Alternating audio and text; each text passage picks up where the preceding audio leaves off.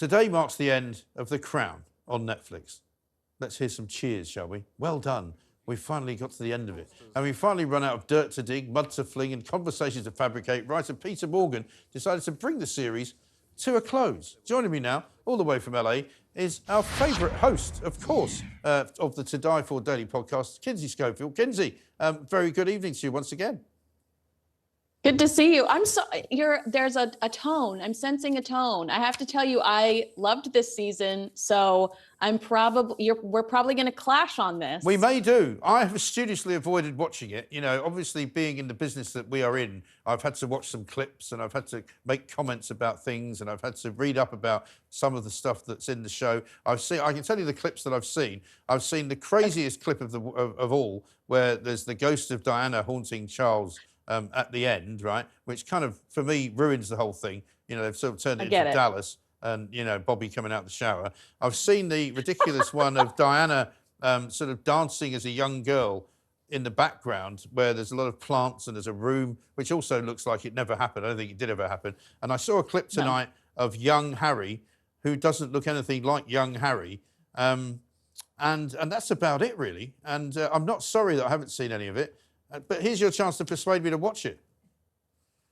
Well, I don't know if this is, I really don't know if it will interest you, because what I'm loving about this final season is the love story and the real fairy tale between the Prince and Princess of Wales, watching Prince William ache for this young woman named Kate that's at his school, that's unavailable, that he's longing for. I mean, to me, I just sit there with my popcorn and my Starbucks, living vicariously through these two that I know to be, you know, in love today. So it's so exciting to watch that develop. I don't believe in this. I've read it in Tina Brown's book.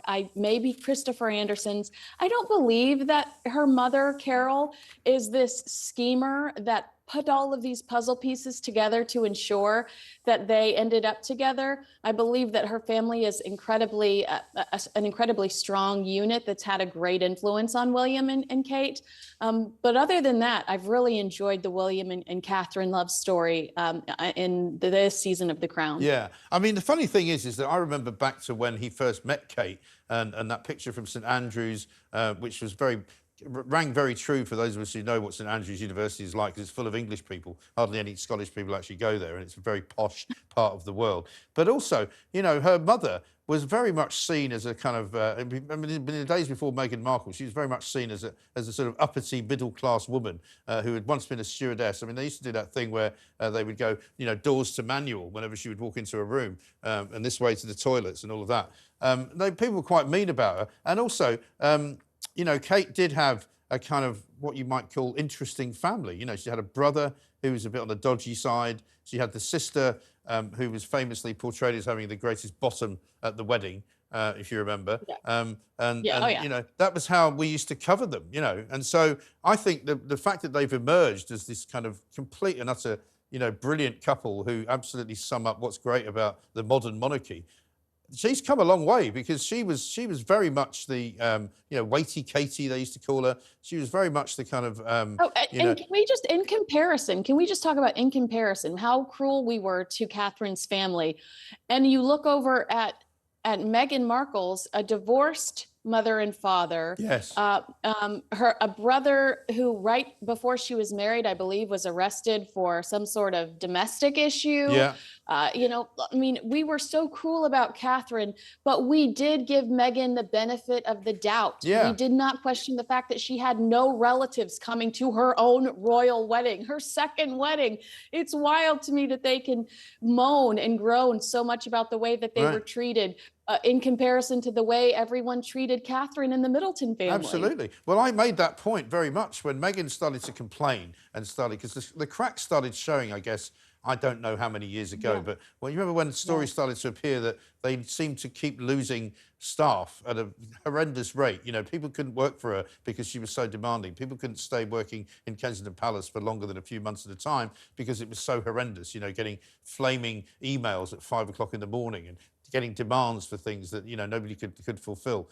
But yeah, I mean, I made this point at the time, that Kate's family, the Middletons, were put under far more pressure and were far more criticised and were far more kind of, you know, derided and made fun of than anybody in Markle's family ever was. Right. I mean, I believe Meghan's mom was a yoga teacher at some point throughout their relationship. We Yeah. didn't see anybody throwing out mats, doing long stretches whenever they were talking about Meghan and her family. But you talk about the turnover within Meghan Markle's unit. I don't know if you're ready to transition into this story, but yesterday we had mentioned how much Meghan's team is getting paid today. Yes. There was a clash between Meghan when she was still in the Fab Four. Remember when they did that panel chat, and Meghan tried to pivot the conversation it was that, oh my gosh, right when I'm ready to go on, I space. It was that the Hollywood campaign for fair wage. Oh, yes. And what was that? It wasn't Me Too. It was something. No, it was like a Time's Up. parody Time's thing, Up. wasn't it? Time's Up. It was Time's Up. So Meghan is a new member of the royal family, and she's sitting next to Prince William and Kate, trying to champion Time's Up, and everybody's looking at each other like, this is not. We're usually dealing with orphans and cancer-stricken people. Like this is not usually where we go. Well, we find out through Meghan and Harry's tax returns that for Archewell, that the highest paid female is still making less than half of what the highest paid male is making of the 5 employees that Archewell pays. Time's up, Meghan. Right. Are you kidding me? The hypocrisy of it all. Absolutely. Well, hypocrisy in Meghan Markle. I mean, so try not to shock us too much at this point, like gag me with a spoon, as we would say. The point is that, of course, she won't be able to explain this one away along with everything else that she can't explain away. She'll probably blame somebody else. She'll say that it wasn't anything to do with her. But when you've only got like 5 employees, surely to God, you must know what they're all getting paid. Exactly. And this is a woman, according to her resume online, that has 24 years experience compared to James Holtz, I believe he has 16 years of experience. Yeah. What the internet is saying, what our friends online are, well, actually, and Richard Eden of the Daily Mail, suggesting that, James Holtz's significant paycheck is in relation to the fact that he stayed so loyal to them after leaving the royal family. Richard Eden mentions that this is an individual that, aside from being on their under 200 viewed on Netflix series, Harry and Meghan, James Holt also has a relationship with Omid Scobie, alluding to the fact, could James Holt be one of the individuals that sourced Endgame? Right. So perhaps maybe that's why James is paid so well. Yes, well, that would explain it, because I'm not quite sure why he manages to garner a salary in excess of $200,000 a year working for an organisation that doesn't appear to have a lot to do. Even if you were giving them the benefit of the doubt and saying, well, no, they're very good, they give money away, there's not much going on. I mean, there's not like, you don't get the sense that you'd open a door and there'd be this hive of activity. There's literally nothing happening.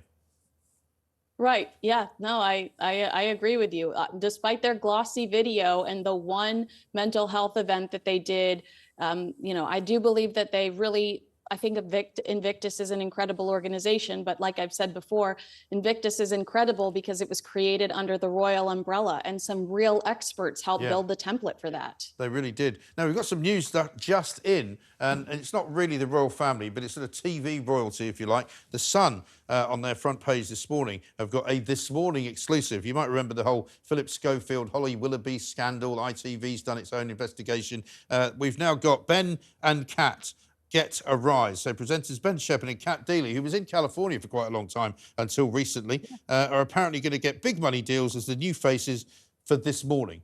I mean, I don't know why you would watch it, because obviously you'd be watching Talk Today with Jeremy Kyle, but what do you make of it?